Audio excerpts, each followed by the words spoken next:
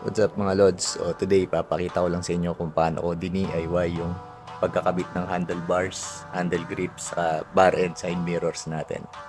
So bali sabay-sabay ko na siyang pinalitan para hindi tayo alis baklas ng mga parts. So pinagplanuhan ko na talaga yung mga papalitan kong parts para isang bagsakan na lang siya. Madali lang naman siyang gawin kaso medyo matrabaho nga lang. So kung gusto nyo rin mag DIY, watch nyo lang tong video na to. So ito nga pala yung gamit ko na handlebar. Bali 710mm yan. Tapos yung diameter niya is 22mm. So dapat tama yung diameter niya kasi baka mamaya hindi natin maikabit yung mga parts pag masyado siyang malapad. So unang ginawa ko dito is niluwagan ko muna lahat ng screws. Inuna ko tong nasa bar end, kung parang plug dyan sa handlebars natin, and kung napansin nyo hindi siya gumagalaw, paikot-ikot lang siya. So na-realize ko dapat hinuhugot siya. So move on tayo, dito muna tayo sa side mirrors natin. So iangat ko lang yung rubber dyan, tapos pwede mo na siyang luwagan. Medyo may katigasan lang siya. Pag sa kaliwa, pag luluwagan mo siya, ang pihit mo is counterclockwise. Pagdating naman sa kanan, clockwise. So, punta naman tayo dun sa kanan.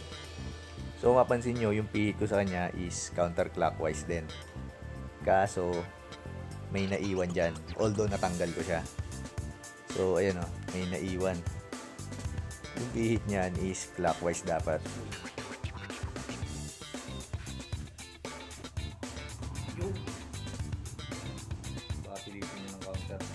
Tapos yung mga mount ng side mirrors natin, may naiwan na butas dyan. So bali, nilagyan ko siya ng cover para maganda siya tingnan, saka para hindi siya pasukan ng tubig.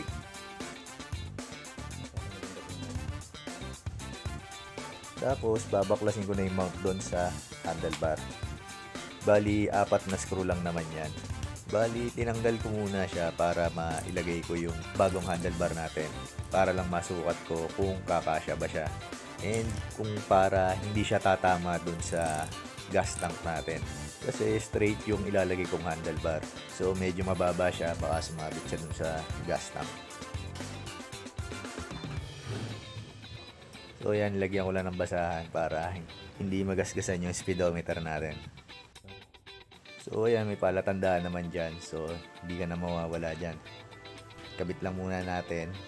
Hindi ko lang masyadong hihigpitan kasi testing ko lang naman siya. So ayan, testing lang natin. So medyo may allowance pa naman siya based on visual inspection. So luwagan na natin yung mga screws.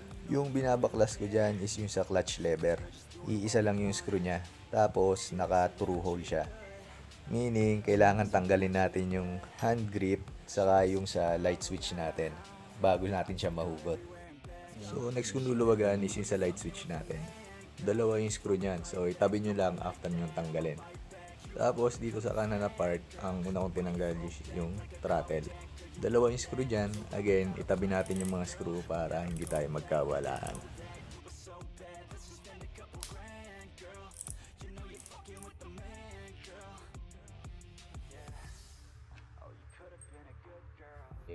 Next na tinanggal ko is yung sa starter. Bali, dalawang screw uli yan. Ito is nakaklamp yan. So, pwede mo na kagad siyang tanggalin sa handlebar nang hindi tinatanggal yung throttle. Tabi ulit natin yung mga screw para hindi tayo magkanda lito-lito. Lastly, yung sa brakes natin. Bali, nakaklamp lang din yan kagaya nung sa starter. So, pwede mo rin siya kagad tanggalin. Pero kinip ko munang nakakabit siya dun sa bar para hindi siya palawit-lawit. Next kong tinanggal is yung plug natin. Medyo may katigasan nga lang siya and napakahirap niyang tanggalin. So kung ano-ano ng tools yung ginamit ko para lang matanggal siya. Gumamit ako ng long nose saka ng negative na screwdriver para masungkit ko siya.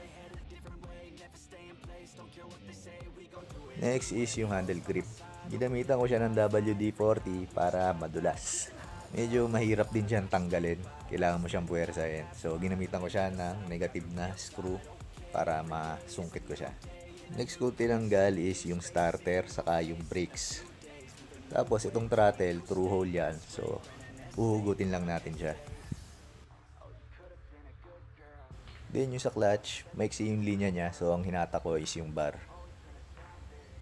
Then kung papansin nyo, merong butas doon sa lumang bar natin. May lock kasi yan doon sa kabitan ng light switch. So, nilagyan ko na lang muna siya ng palatandaan. Kasi magbubutas din tayo doon sa bago nating handlebar. Tiyanek ko lang kung di siya sasabit. And yeah, may allowance pa naman siya. So ayan, nagpatulong na ako kay Tito kasi hindi kaya nung barena ko. Pangkahoy kasi yon. Itong gamit niya is yung pangbakal. By the way, 3 yung butas niya na. Dun sa right side, 2 yung butas nun. May pang-lock din kasi yung sa throttle doon, saka yung sa starter. So nauna ko nang kinabit is yung sa throttle. So isa yan sa mga nag-o-occupy nung isang butas natin. Next kong kinabit is yung sa clutch. So bali through hole yan, kaya ayan, ilulusot ko na lang siya. Kaso may problema, hindi siya magkasya. Nagkamali ata ako ng bili ng handlebar. Pero ginawa ko lang siya ng paraan. Nakikita niya yan. Bali sinundot ko siya ng negative na screwdriver para maibuka ko siya. Saka ko siya inilusot doon sa handlebar natin. Hindi ko na lang siya nakuna ng video. Next kong kinabit is yung sa light switch. So bali ikaklamp mo lang yan. Then ikinabit ko na yung mga screw. Yan yung nag-occupy dun sa isang butas na drinil natin. So ayan, medyo hinigpitan ko na yung throttle. Tapos kinabit ko na rin yung starter natin. Dapat sakto yan dun sa butas, dun sa third hole natin. So iniscrew ko na siya para hindi na siya malaglag. Hindi ko lang muna gaanong sinigipan para just in case na kailangan ko pa ng konting adjustment. Tapos lastly, kakabit ko na yung brakes. Declamp lang din niya, tapos wala naman siyang lock dun sa mga butas. So pwedeng kahit na anong adjustment.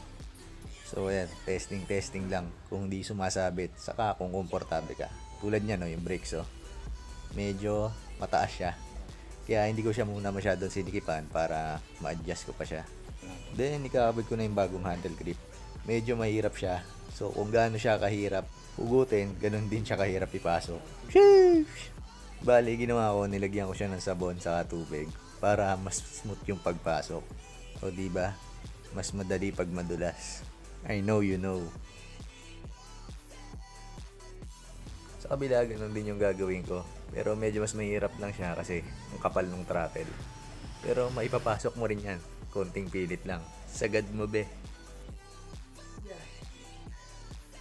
Next yung ikakabit is yung bar and side mirrors. Setup lang muna natin yan, tapos plug and play na yan.